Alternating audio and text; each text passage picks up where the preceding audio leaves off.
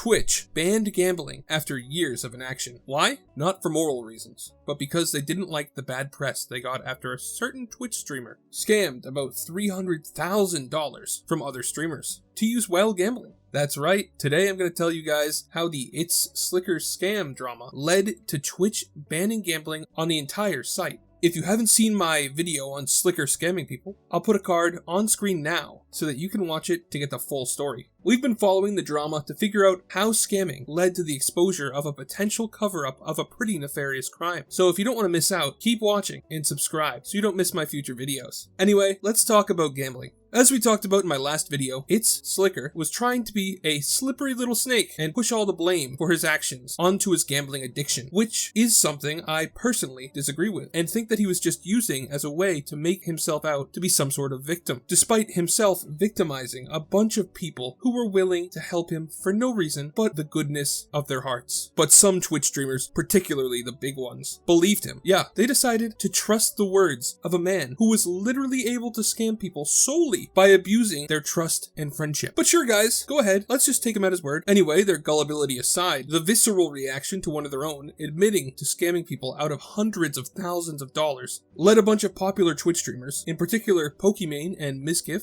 to call for gambling to be banned site-wide on Twitch. Pokimane had put out a few tweets, including one, like if Twitch should ban gambling, and in another, in response to somebody who disagreed, saying, Casino IRL equals high barrier of entry. Degenerate gambling online, which kids can access, equal low barrier of entry. Online gambling, and Twitch platforming it, allows for more people to become addicted and starting at younger ages. There was, of course, other big streamers that disagreed with Poki and Willne, including TrainwrecksTv, who will become very relevant in my next video when one of his pro-gambling tweets led to the argument that accused another big streamer of covering up a very serious crime. But for now, let's just focus on his tweets in support of gambling staying on Twitch. Trainwrecks tweeted, "To be clear, the people scapegoating slots, blackjack, and roulette, and not blaming the individual are the real problem. And on top of that, Sliker was a sports betting addict, the one type of gambling that is normalized, and that I don't hear a single one of you clout-gobbling Fs talking about." Followed by, "With that said, the streamers and viewers who sell a false reality should be banned. People who gatekeep giveaways through codes and that require you to gamble should be banned. People who hide all losses and only show wins should be banned. Things like this are predatory." And honestly, I can't say that he made any bad points there, especially when he points out that Sliker was supposedly using the money he scammed for sports betting, since, spoiler alert, sports betting is one of the types of gambling that Twitch has still explicitly allowed in their rules update about gambling. But more on that later. The fact is, I don't think that any streamer arguing for either side could really do anything to influence Twitch's decision on this. They were involved in a media firestorm. A somewhat large Twitch streamer had been outed for scamming not only streamers, but viewers, supposedly losing all of their money on gambling. And people, like the mainstream media, were pretty quick to draw the line between that situation and these long-standing calls for Twitch to ban gambling, whether or not the issues were related at all. And the best way to stop a fire is to take away its fuel, so to stop the bad press, they decided to ban gambling. If you believe that the Sliker situation actually had to do with Twitch gambling, then that resolved your concerns. If you didn't believe that, then it still showed that Twitch was taking an anti-gambling stance, so it was a measure meant to keep the mainstream media off their backs, and to avoid the consequences that they were hurtling towards because of the optics of the situation. Twitch may have very well had their own adpocalypse if they didn't act, and so Twitch did the unthinkable. They updated their policies. They announced the update to their policies in a tweet, which read, "An update on gambling on Twitch." Gambling content on Twitch has been a big topic of discussion in the community, and something we've been actively reviewing since our last policy update in this area. Today, we want to update you on our plans. While we prohibit sharing links or referral codes to all sites that include slots, roulette, or dice gambling games, we've seen some people circumvent those rules and expose our community to potential harm. So we'll be making a policy update on October 18th to prohibit streaming of gambling sites that include slots, roulette, or dice games that aren't licensed in either the US or other jurisdictions that provide sufficient consumer protection. These sites will include stake.com, rollbit.com, duelbits.com, and roobet.com. However, we may identify others as we move forward. We will continue to allow websites that focus on sports betting, fantasy sports, and poker. We'll share specifics on the updates to our gambling policy soon, including the full policy language, to make sure everyone is clear on our new rules before they take effect on October 18th. So yeah, they did it. But like Trainwreck said, sports betting is still explicitly allowed. And so the Sliker situation really shouldn't have been involved in this debate at all. Now personally, I don't really care what Twitch does with gambling, ban it or not, it doesn't affect me. But I do think that it was a smart business decision in the long run, and probably one of the only ways to avoid the Sliker situation from devolving into a bigger firestorm. Though they didn't end up avoiding that in the end. At the very least, they managed to end the gambling portion of the complaints right away with this statement. I also think that it was done in a pretty fair way. One of the biggest issues that I personally had with the people who were streaming gambling sites on Twitch is that a lot of the biggest streamers were using crypto casinos, which were essentially all not licensed in the USA.